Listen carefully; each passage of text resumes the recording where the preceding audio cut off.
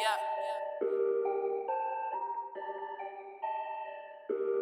Outside dog, outside. Yeah. I'm outside dog, outside. We coming like leads, I'm bringing that grease. I slide on top corner, then slide on my knees. My youngest, they coming like Daniel Reese. My Lebanese tell me to grab on a whole nother fetish, a whole nother topic, a whole nother reason to stick to my logic. I learned from Mourinho, I speak, I'm in trouble. En même temps, c'est Allegri, effectivement, ce qu'il dit, c'est un point pertinent. Il n'a pas la même équipe qu'il a eu à avoir avant. Cette équipe-là qui avait quand même été construite, comme on a eu à discuter un peu, par Antonio Conte pendant quelques années, avec un milieu de terrain plein d'expérience, des attaquants quand même dangereux, Carlos Tevez, tout ça, des gars méchants. Aujourd'hui, Allegri, il doit recommencer à zéro. Est-ce que Max Allegri peut recommencer à zéro? Est-ce qu'historiquement parlant, il est fort pour construire de zéro? Tu vois, c'est un nouveau. Je laisse Vincent parler, mais je vais juste dire que c'est un nouveau challenge pour lui. C'est quelque chose qu'il n'a jamais eu à faire. C'est un grand manager, en fait, Allegri.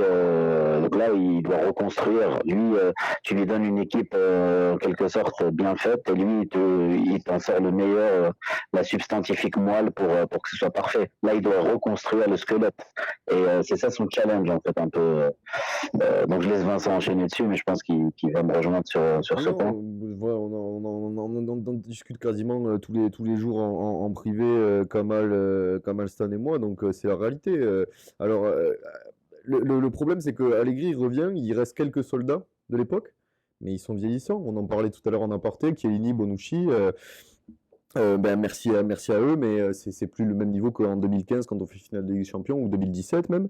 C'est l'année où Bonucci il se fait le plus mousser par les médias. On a vu la suite ensuite qu'il a donné à Milan. Mais après, moi je suis 100% d'accord avec Kamal, c'est qu'on n'a pas du tout le même niveau qu'avant que Allegri parte en fait de la Juve lors de son premier mandat. En fait, c'est plus du tout la même équipe. Le milieu de terrain est détruit. Alors là, ce qu'on a vu d'intéressant face à la Fiorentina, c'est que Locatelli il a fait un match énorme. Par contre, il est tout seul. Quand tu me dis tout seul, c'est quand même grave. Tu as Rabiot, appelé en équipe de France. Tu as McKennie, normalement international américain. Tu as quand même des joueurs. Oui, vas-y. Si je peux intervenir, McKennie, je pense que ça peut être le tournant de la saison. Parce qu'en fait, sur les 3-4 derniers matchs, c'est lui tu vois qu'il a un petit changement de dimension. Quand il est rentré, il a marqué à chaque fois. Et sur le dernier match, pour moi, hormis le but de Cuadrado, c'est lui l'homme du match avec Locatelli. Et je pense que McKennie me fait penser un peu à Vidal pendant sa première saison, où Conte, en fait, l'a transformé du côté un peu chien fou qui court un peu partout à quelqu'un qui réfléchit plus pour doser ses courses et faire les insertions pour marquer des buts. Ce qui manque à la Juve, en fait, c'est le milieu qui met les 10 buts par saison. Et ça, c'était assuré par Marchisio et Vidal, et ça nous manque cruellement. Et McKennie, je pense, c'est quelqu'un qui est capable de faire ça. Et je pense que Allegri, son espèce de joker sur lequel il compte cette saison, je pense que ça doit être McKennie. Mais je pense qu'il n'a pas du tout espoir pour Rabiot. Ramsey, c'est un mystère d'ailleurs. Le mec, il fait rien, il est apparemment blessé. Après, quand il joue avec le Pays de Galles, il marque, il met des c'est comme Gareth Bale. D'ailleurs, en passant, je me permets, Gareth Bale a été appelé avec le Pays de Galles et tout le monde était comme. Genre, le gars a pas joué avec le Real depuis longtemps. Mais par contre. Mais après, c'est le Pays de Galles aussi.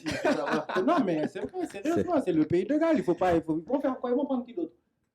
Ils n'ont pas 20 000 choix devant du niveau de Gareth Bale. Même blessé, Gareth Bale, c'est un joueur avec des compétences. Et en plus, moi, je suis d'accord avec ce que les deux ils ont dit par rapport au niveau de leurs joueurs. C'est que maintenant, comme on le dit souvent, tu as beaucoup de joueurs qui, théoriquement, en fait, tu te dis, oui, il est technique, il est censé être bon. Mais il y a quelque chose dans leur tête, dans leur mental, dans leur capacité à comprendre les exigences tactiques et tout ça, qui font qu'en fait, ils te laissent constamment sur ta faim. Et puis, tu as et si tu veux, dans des clubs comme la Juve, où c'est des clubs, franchement, où niveau expérience, niveau mental, c'était ça leur fort, d'avoir des joueurs qui, franchement, tu les vois, c'est vraiment des coquilles vides, quoi, souvent. C'est un peu ça qui est frustrant quand tu regardes ce qui se passe à la Juve en ce moment. C'est un peu dommage.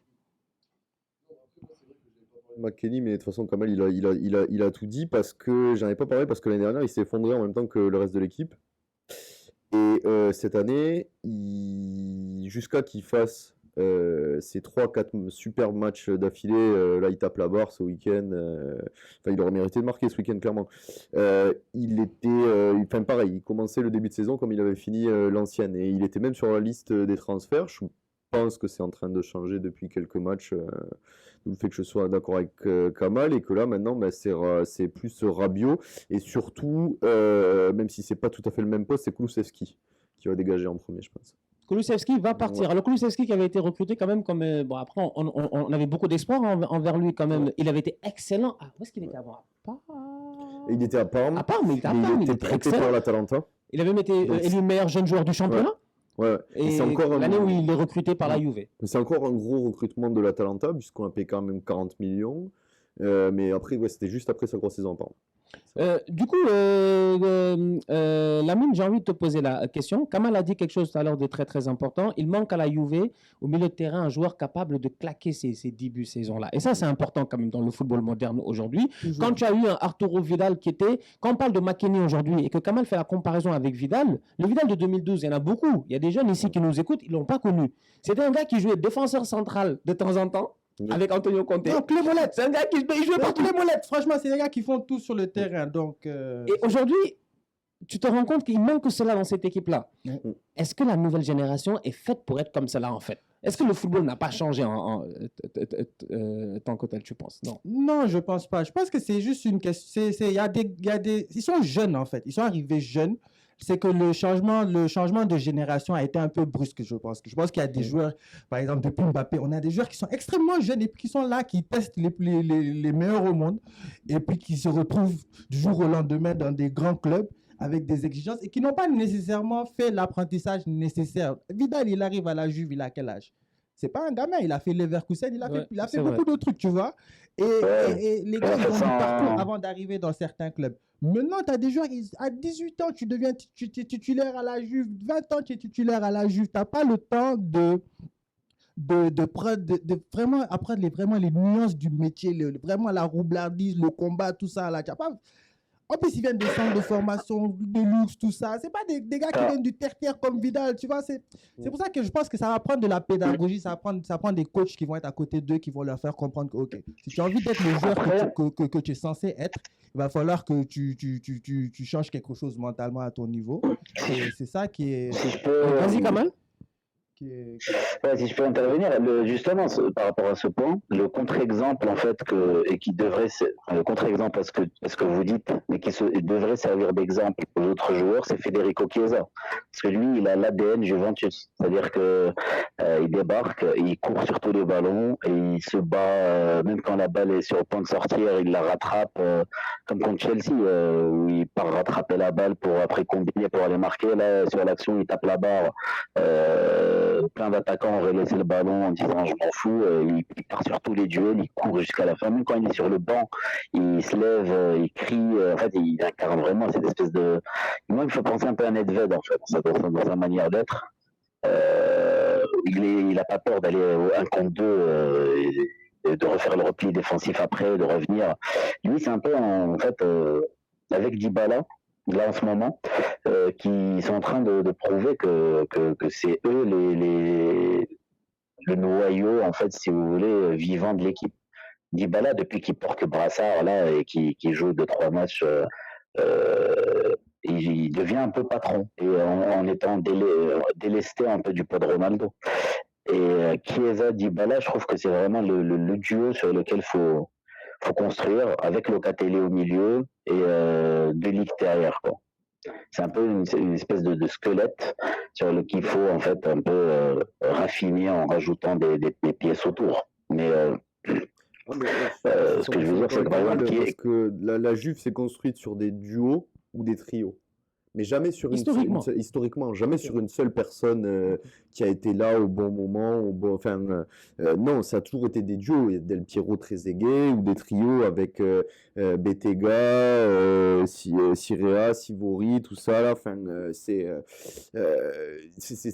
n'a jamais été une seule personne. Moi, je suis 100% d'accord avec Kamal. Aujourd'hui, si la Juve, quand la Juve joue bien, c'est quand tu as Dybala et Chiesa qui sont sur le terrain et qui sont en forme, qui sont pas semi-blessés ou autre. Parce que ça aussi, ça arrivait beaucoup ces dernières saisons à Dybala et du coup, beaucoup de monde lui reprochait des baisses de performance. Il n'était pas non plus à 100%. Et puis après, pour compléter ce que Kamal disait, moi je pense que vraiment Allegri a réussi vraiment à le remettre en confiance. Ah, Paulo Dybala. Donc Vraiment. ça, c'est le travail de Max Allegri quand même, le Paulo Dybala qu'on retrouve enfin. Parce que moi, Dybala, la dernière fois, je me rappelle d'un grand Dybala.